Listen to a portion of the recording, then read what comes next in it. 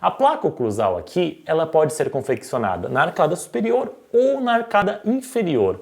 Em questão de resultado para o tratamento, não muda. O paciente vai ter a melhora usando na placa superior ou usando uma placa inferior. Isso independe. O que vai mudar é basicamente a questão da agilidade no processo.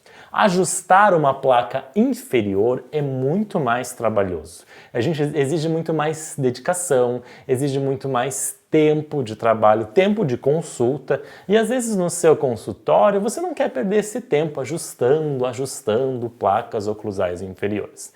Então, pensando nisso, para agilizar o tempo de trabalho, geralmente se recomenda a placa superior. Ainda, em alguns casos mais particulares, pacientes que têm alguma perda de dentes superiores ou inferiores, se tem muita perda de dentes, por exemplo, nos inferiores, é recomendado fazer a placa no superior. Mas às vezes o inverso, tem perda de molares superiores onde a gente não consegue ancorar muito bem uma placa superior, a gente pode sim fazer essa placa na arcada inferior.